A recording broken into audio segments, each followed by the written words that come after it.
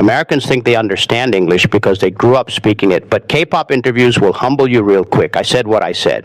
Watching your bias talk on a United States talk show feels like running full speed into a glass door. You catch maybe every third word, and suddenly the whole fandom is arguing online about what he really meant. Brighton English BD is here to tell you why that keeps happening and how to fix it without pretending you are a dictionary with legs. Let us get something straight first. K-pop idols are not talking like your English teacher. They are talking like real people who learned English from dramas and TikTok, and that one Australian tutor who kept saying, "No worries, mate." So when you sit down to watch an interview on a United States late-night show, you are not just hearing English. You are hearing nervous English and jet lag English. And I practiced this for 3 hours, English I'll smash together. Most fans get it wrong because they assume interviews are supposed to sound like a textbook. They do not. They sound like chaos with a mic.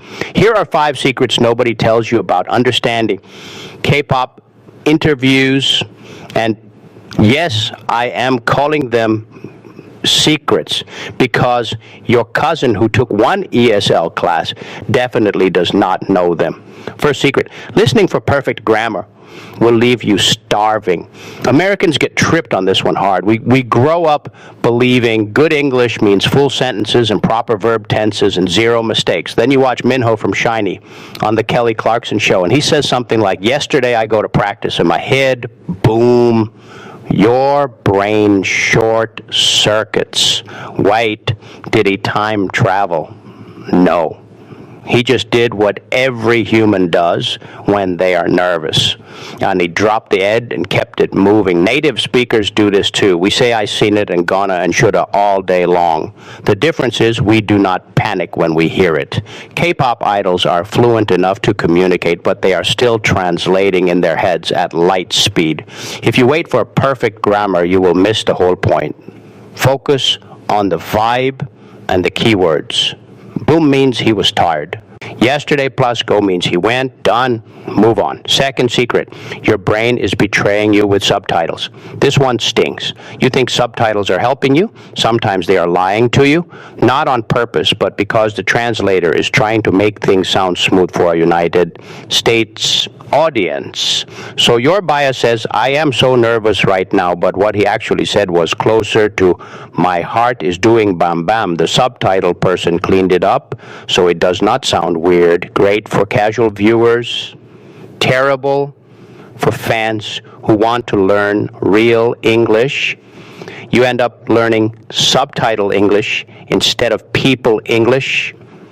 The fix is ugly, but it works. Watch the clip once with subtitles and then watch it again without them. Your ears will throw a fit.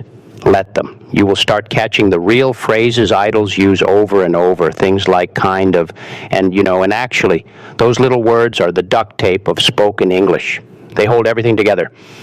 Third secret, idols are not ignoring the question, they are buying time. Americans hate silence. We fill every gap with, or that one laugh we do when we do not know the answer.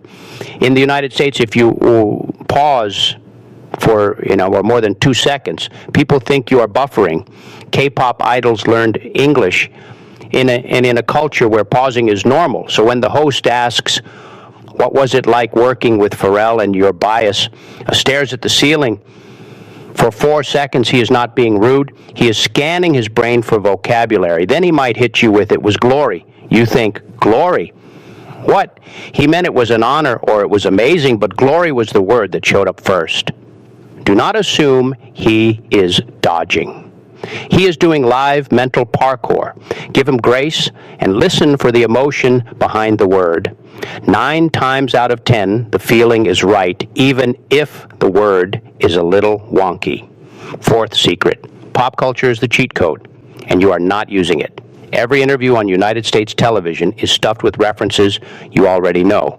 The host will say this album hits different, or that was a full circle moment, or you ate and left no crumbs. If you're only studying textbook English, you will sit there thinking, what food, what circle? But if you're a K-pop fan, you already speak fluent pop culture.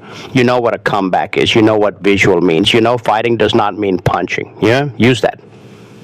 When Jimin Ninin says, yeah, this choreography is killing me, he is not filing a police report. He means it is hard. Same way Americans say I am dead after we see a good meme. Idols pick up these phrases fast because they live on social media too. So stop trying to translate every word and start matching the energy. If the host says Slay and your bias laughs and says thank you Slay too, you do not need a dictionary. You need to clap. Fifth secret. You understand more than you think, but you panic and reset. This is the big one. You watch an interview and catch like 70%. You know, they talked about the tour and the new song, and that one time they got lost in Los Angeles. Then one sentence sounds like gibberish and your brain hits the big red button. Abort. I understand nothing. I am a failure. I should just go back to watching fan cams. Stop that. Americans do this too when we hear a strong accent or fast talker. We mentally check out. K-pop interviews train you to stay in the game. You will not catch everything, and that is fine. Conversations are not exams. They are like catching confetti. You grab what you can and enjoy the mess. The more you relax, the more your ears pick up next time. Fluency is not about getting 100%. It is about getting enough to feel the moment. Now, let me tell you why this matters beyond just feeling smart on Twitter. Understanding interviews is how you actually connect with your bias as a person. Lyrics are poetry. Variety shows are edited. But interviews are where you hear them try to explain their own thoughts in real time.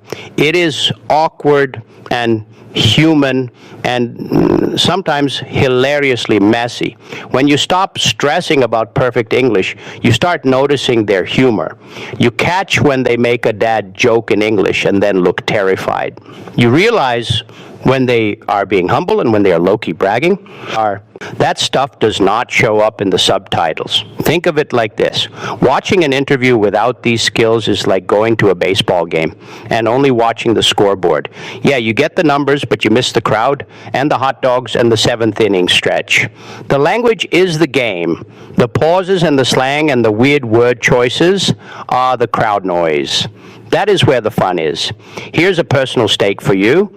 I used to be the fan who would rewind a 10-second clip 20 times because I was convinced I missed something deep. I thought maybe he confessed he was an alien. Turns out he just said, I like pizza. I was doing too much. Once I chilled out and accepted that live English is messy, I started enjoying interviews way more. I caught inside jokes. I understood when they were teasing the host. I even picked up new slang before my friends in the United States did because idols hear it from producers and stylists first. So let us bring it home for Brighton English BD. If you are a K-pop fan trying to level up your English, you do not need another grammar worksheet. You need to watch interviews like an American watches reality television. Loud and messy and half distracted but still getting the drama. Train your ear for keywords, not full sentences. Watch without subtitles on round 2. Give them time to think instead of assuming the worst. Steal pop culture phrases and use them. And stop resetting your brain every time you miss a word. The United States runs on fast talk and slang and vibes. K-pop idols are jumping into that pool live on television. They are brave as heck for doing it. The least we can do is meet them halfway with some actual listening skills. So here is my hot take to end this. Fans who say I do not watch interviews because I cannot understand them are leaving the best content on the table. You are not protecting yourself from cringe. You are blocking yourself from the realest moments your bias will ever give you. In English, change my mind.